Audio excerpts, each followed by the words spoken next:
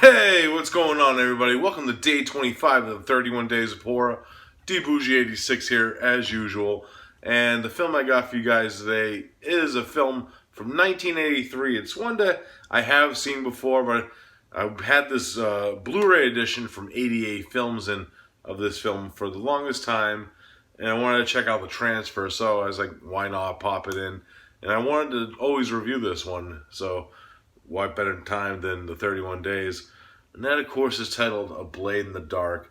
As you see, I actually do own this film on DVD. This is the first time I ever seen this film. I had this Blue Underground edition for the longest time. Put that over there for now. So, of course, if you don't know about this film is directed by Lamberto Bava, of course, famed son of legendary Italian director Mario Bava, who, of course, directed a few of my favorite movies of all time, including Demons, which is one of my favorite horror films of all time. And this one's his take on like a giallo, pretty much. This is like an 80s giallo that Lamberto Bava did, and one of the best, in my opinion. Well, spoiler alert. So, pretty much the main plot is we're introduced to our main character, Bruno, who's this composer who's actually working on new soundtrack for this new horror movie that's being made and being ready to be put out.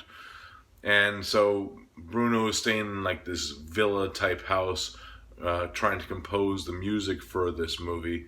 And strange occurrences start happening around him.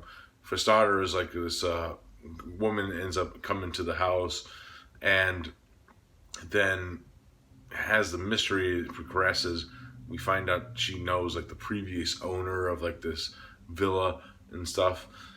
And unbeknownst, she ends up like on screen. We get to see her like brutally murdered. So pretty much what ends up happening is Bruno figures out that something has gone wrong with this girl and trying to figure out what happened to her. And pretty much there's strange occurrences going around and more murders pursue. And pretty much as Bruno's investigating this, he finds out that maybe the movie that he's actually doing the composing for the music for is actually part of the mystery of what's going on in his real life. That's where I'm going to leave this off right there with that plot. Now, my thoughts on the film. I really do enjoy the aspect of like a film within a film and the way they aspect of using movie making as a way to solve the crime in the film. It's a very interesting way that Lamberto Bava did that, especially with like the aspect as the opening thing of this film is a scene from the actual film that Bruno is composing, and we have like a character that actually the kid in the opening scene of the film is Bob from House by the Cemetery, and very interesting that I think it's actually the same dub that actually dubbed it in House of the Cemetery. I could be completely wrong because he doesn't really have that many lines of dialogue in the film, so it's kind of hard to partake by if it's like, wait a minute, is that the same dub actor too they got for this?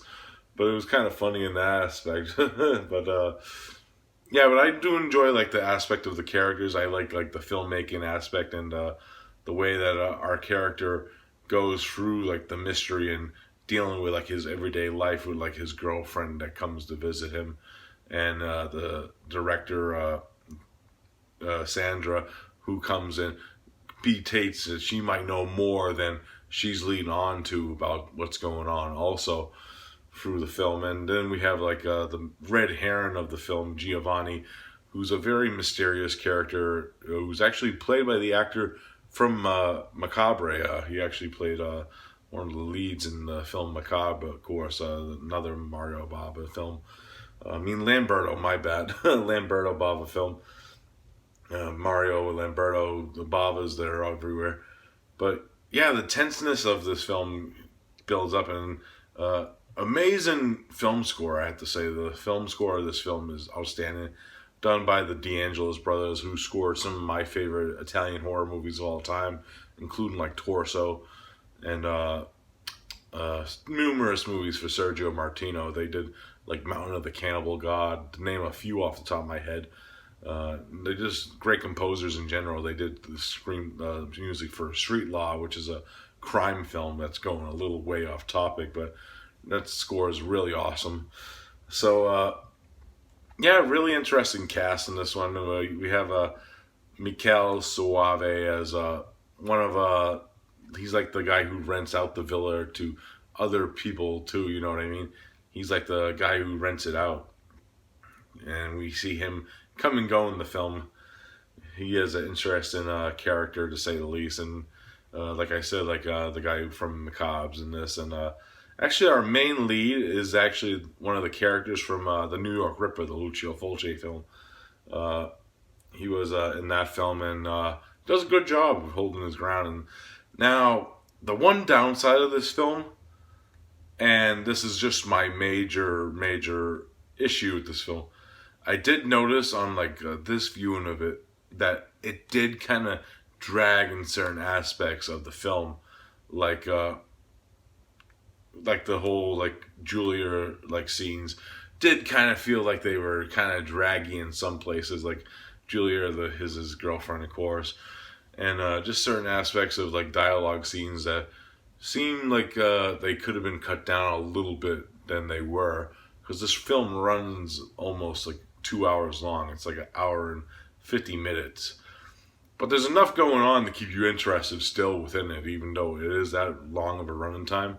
It just seemed like maybe they could have cut some of the dialogue scenes out of it, and it would have like not the like the important ones I'm talking about, like the major like character ones, and you still would have got like a pretty good film, probably even better than what I'm saying it. But I'm rating this high anyways. So if I had to rate this film, it's gonna get a solid 8.5 out of 10. Like I said, like a few like draggy spots of like dialogue scenes kind of takes you out of it a little bit, especially with that running time. But it's still a very well-made film from Lamberto Bava, I have to say. A lot of great aspects to Giallo, which he learned from his father, of course, used to his benefit, and has like an 80s touch to it too. And just a great musical score. The musical score alone keeps you interested, and it's just an interesting way they incorporate, since our main character is a composer. So yeah, 8.5 out of 10 for A Blade in the Dark. Awesome film. All right, guys, that's it for day 25, I believe, or it may be. That's kind of a hint. Might be giving you a little something extra in a little bit, so look out for that. And as always, I'll see you tomorrow, peeps. Peace out.